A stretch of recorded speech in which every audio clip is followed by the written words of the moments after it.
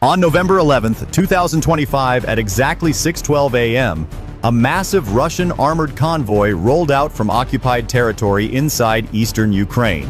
26 T-90M tanks, 34 BMP-3 fighting vehicles, and over 420 mechanized troops advanced in a steel column stretching nearly 2.5 miles. Their mission: break Ukraine's defenses before winter arrived.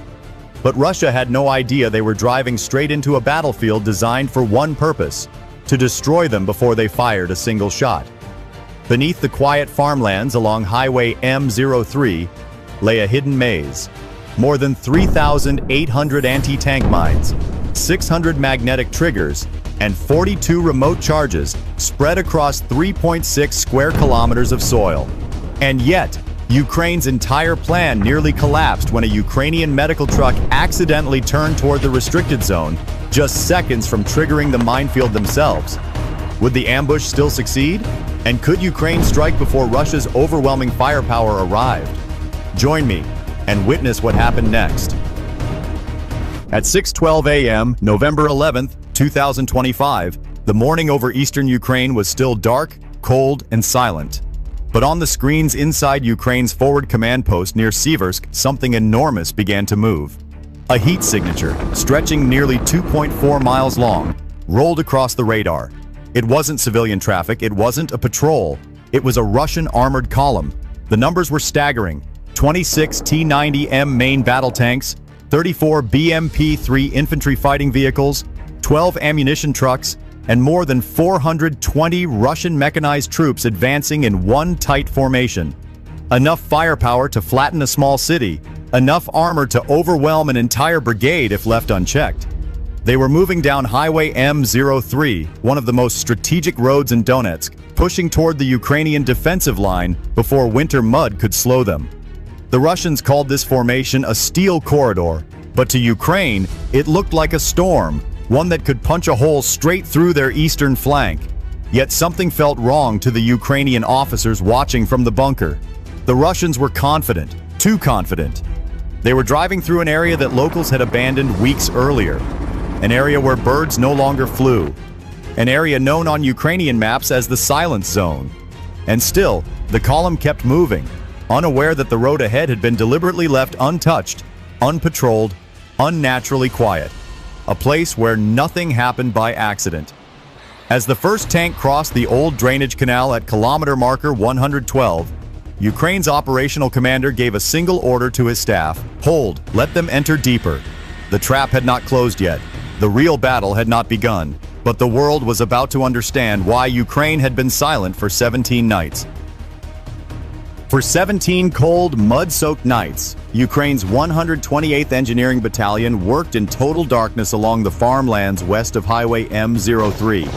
No headlights, no radios, only hand signals, thermal goggles, and the quiet clank of metal tools beneath the wind. Their mission was unforgiving: construct a hidden kill zone large enough to stop an entire Russian armored regiment in one strike. The scale was shocking. A grid of 3,800 TM62 anti-tank mines, another 600 magnetic-triggered mines, and 42 remotely detonated charges were buried across 3.6 square kilometers of soil, equal to nearly 900 football fields. Each mine was spaced with mathematical precision. Each lane of empty ground was crafted to look untouched, designed to lure Russian drivers into what they believed were safe paths. From above, Ukrainian UAVs circled silently, mapping every tractor line, every irrigation ditch, every shadow where a mine could be hidden. Their cameras fed coordinates directly into a secure bunker outside Seversk, where commanders watched the Russian column inch closer with each passing minute. But the preparation had not been perfect. At 5:41 a.m., a Ukrainian medical truck, rerouted after a civilian evacuation, mistakenly turned toward the restricted zone. Only 148 feet from the minefield, the UAV operator screamed through the encrypted channel, "Stop! Stop immediately!" The driver froze.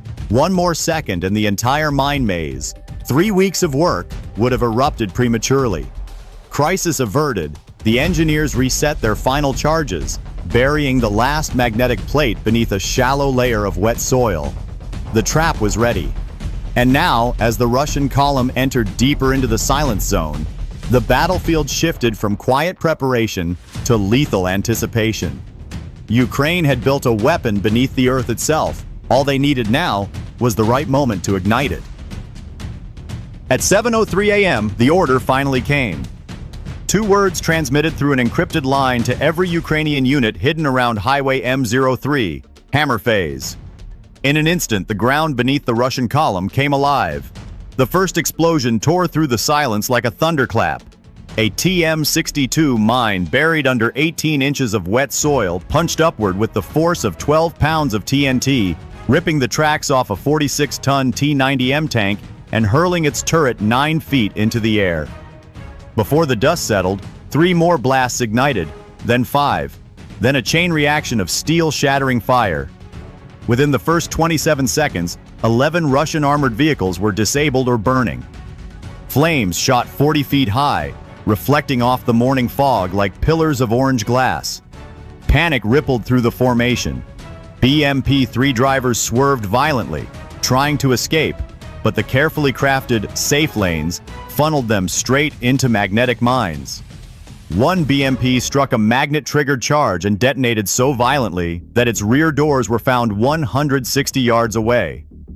Above the chaos, Ukrainian reconnaissance drones swooped lower, feeding live thermal images to the command bunker. The operators watched as Russian commanders screamed into radios that no longer worked.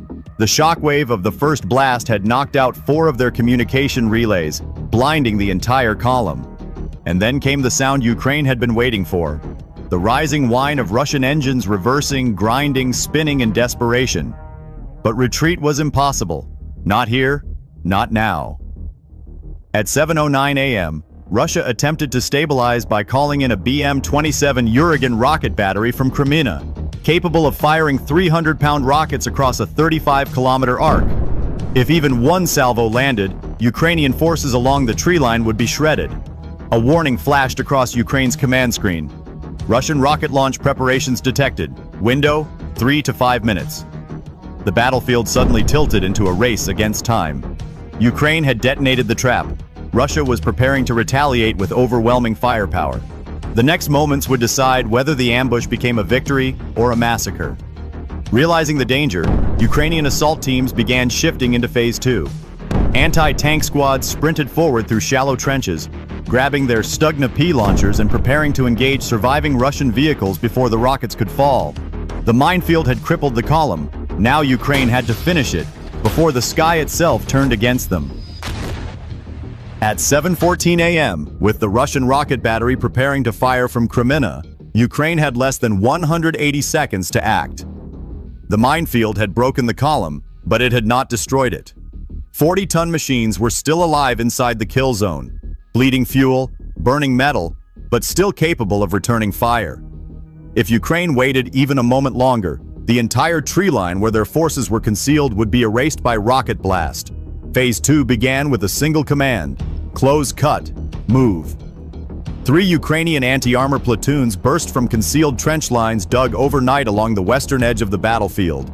They moved fast, low, and silent, like shadows cutting through smoke.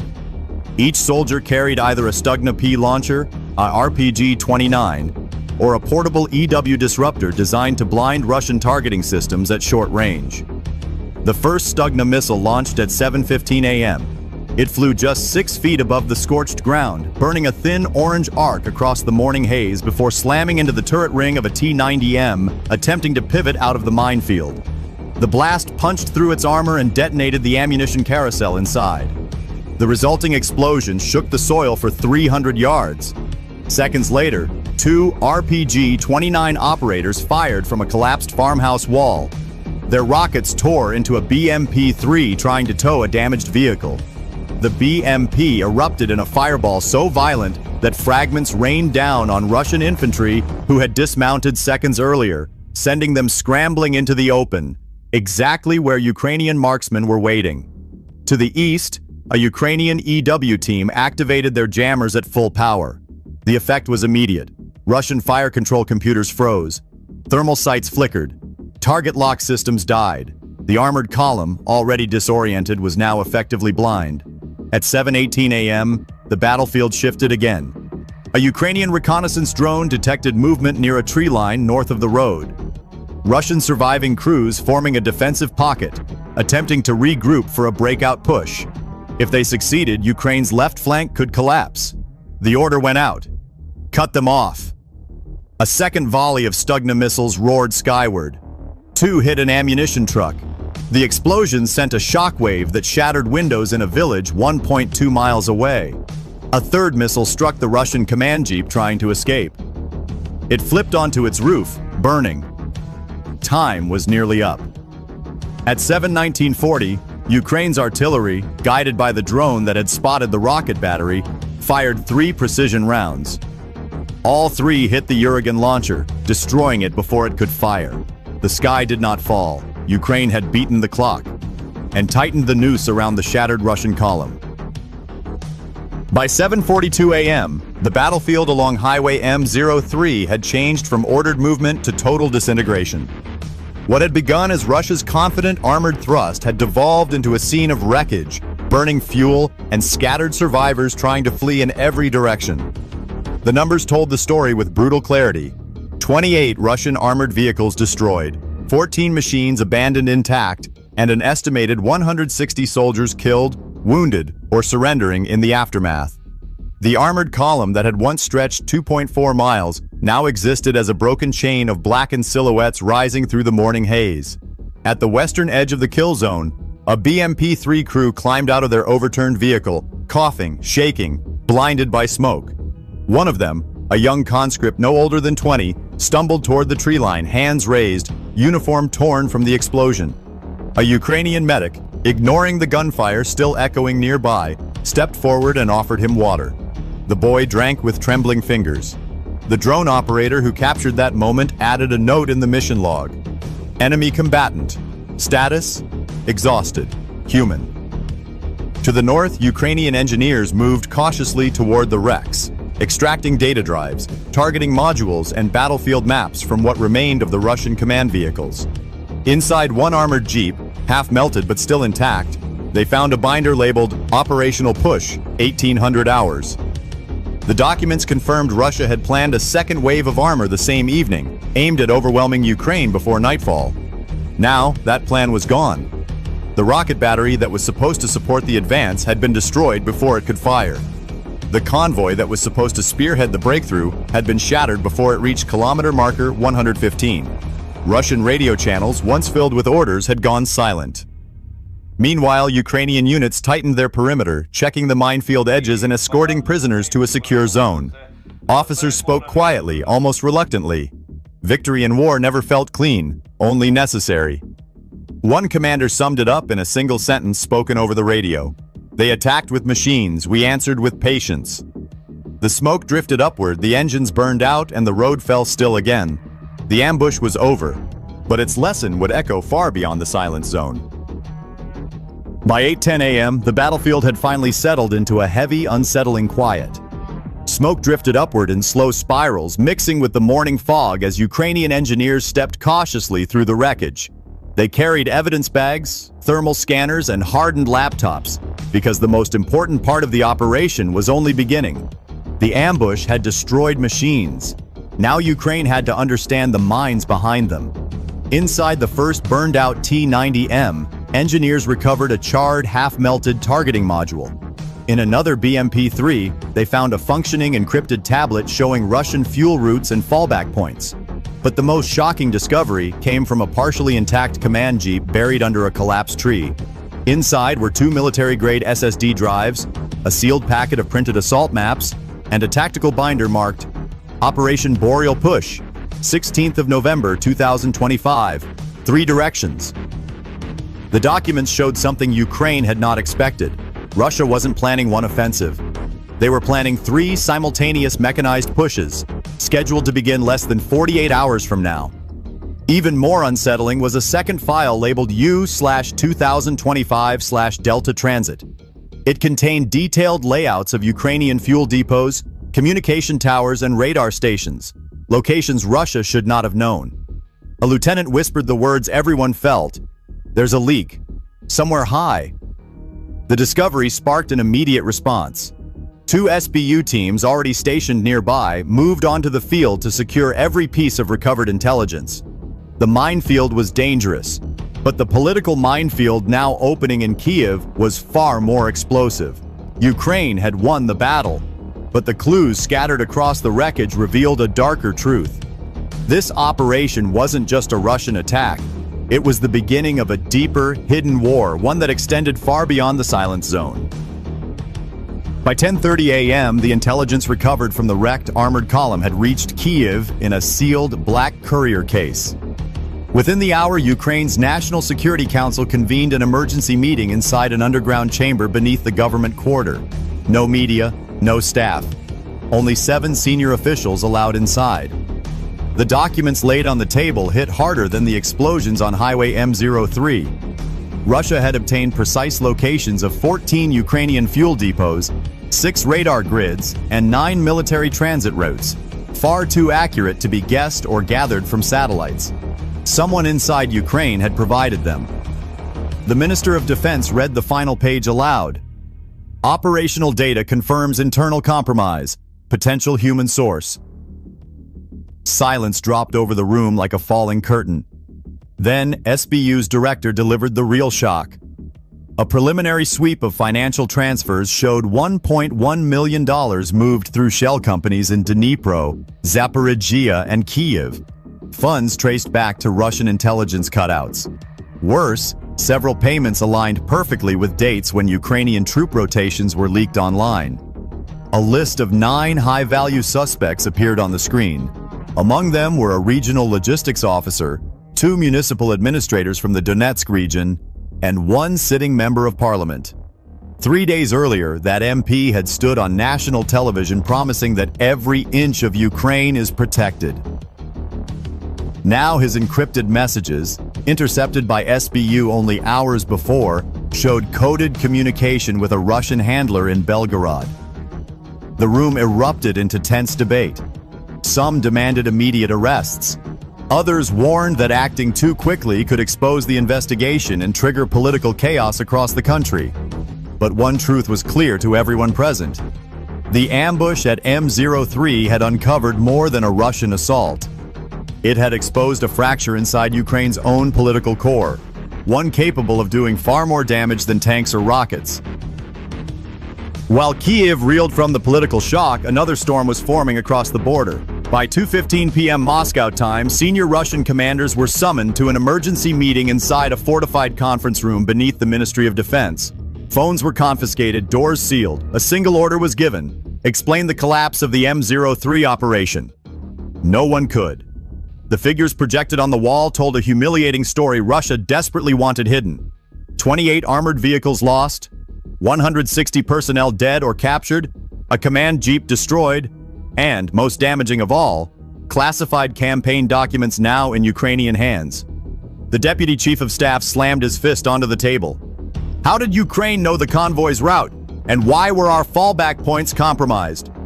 His next words were even more alarming. We suspect infiltration, either inside our ranks or inside theirs.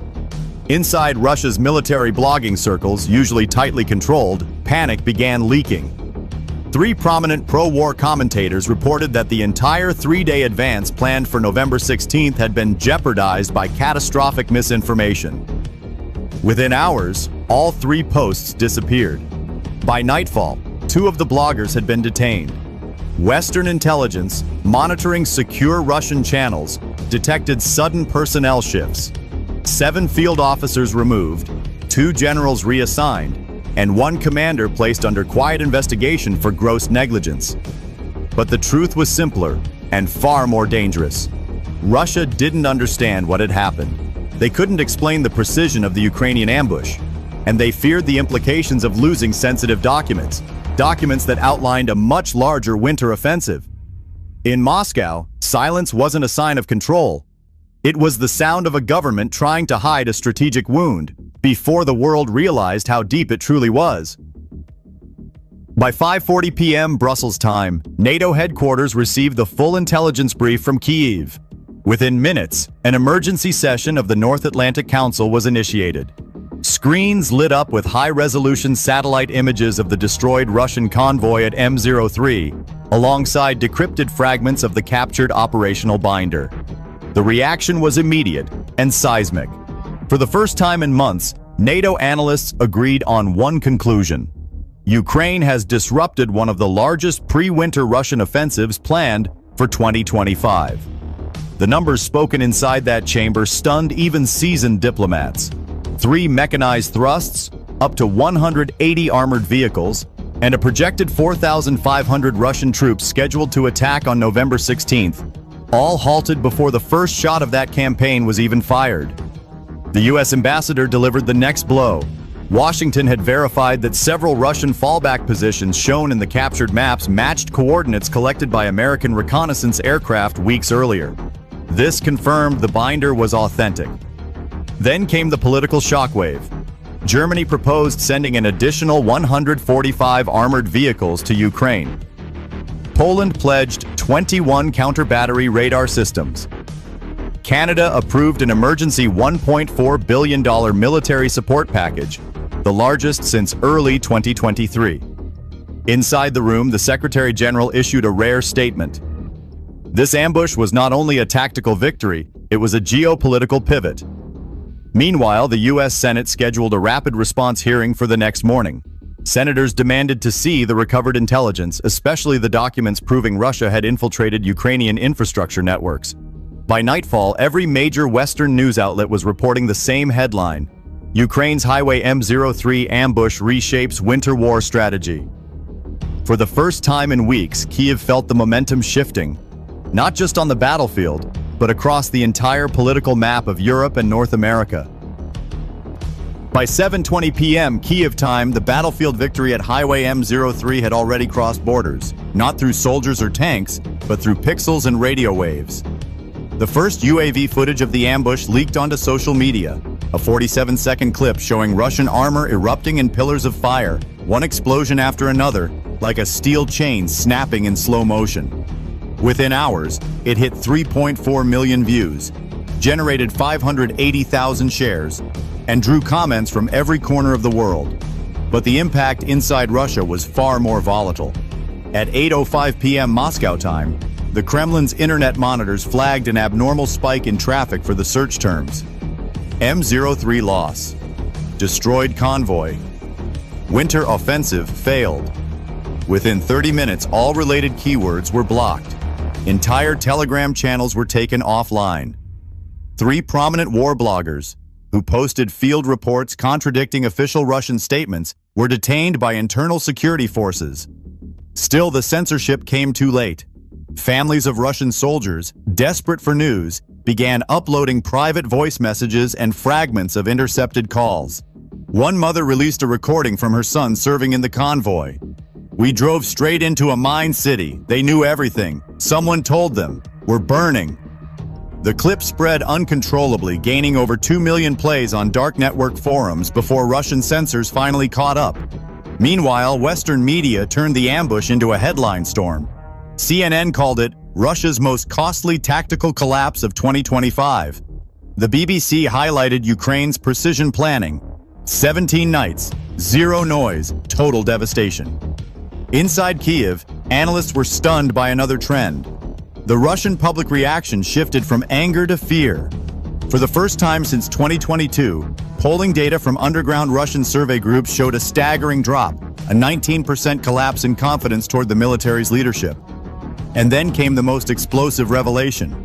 A respected Russian military blogger, known only by the handle Falcon21, posted a message shortly before disappearing.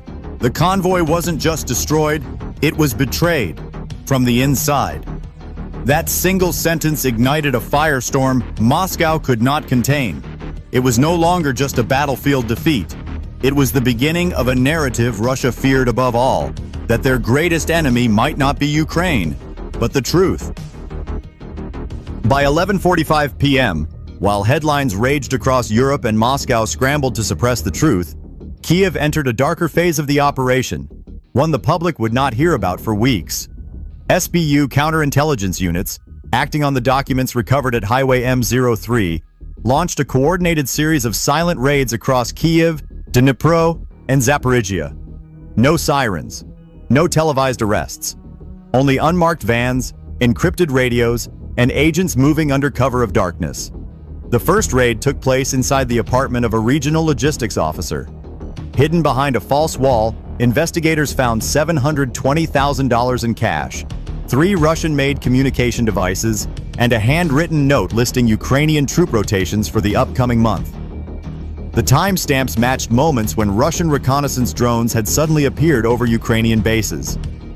The second raid hit harder. Inside the home of a municipal administrator from Donetsk, SBU discovered a stash of 14 classified military transit maps, all printed on Ukrainian government paper, all stamped for restricted circulation.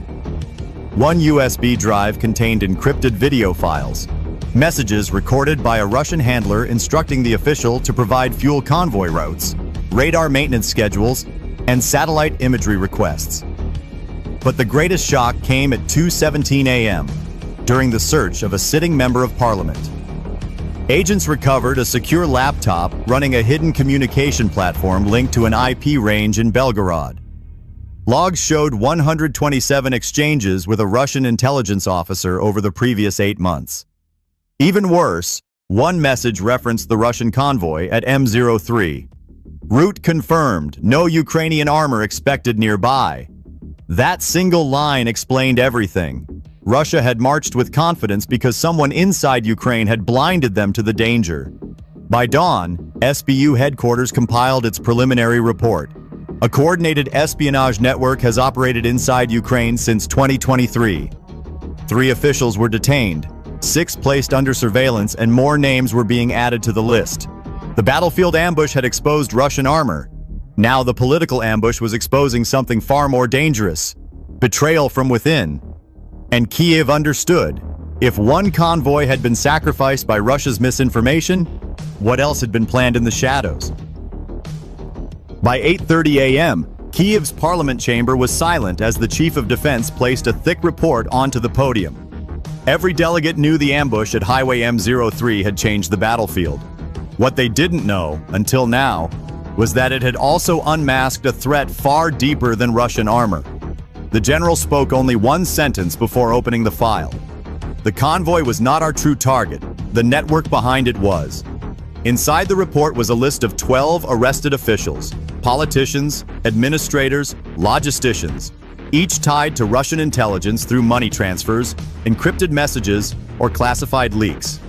One had funneled $410,000 from a Russian cutout bank. Another had submitted doctored troop reports directly to a military database. A third had provided Russia with coordinates for 6 Ukrainian radar stations, enabling precision strikes months earlier. Then came the final shock. Recovered Russian documents showed the M03 ambush was only a fragment of a massive winter campaign, one designed to break Ukraine politically, not just militarily. The espionage ring had been built to collapse cities from the inside. Ukraine had uncovered it just in time. The battle on Highway M03 ended in smoke and steel, but the war it revealed, the war in the shadows, was only beginning.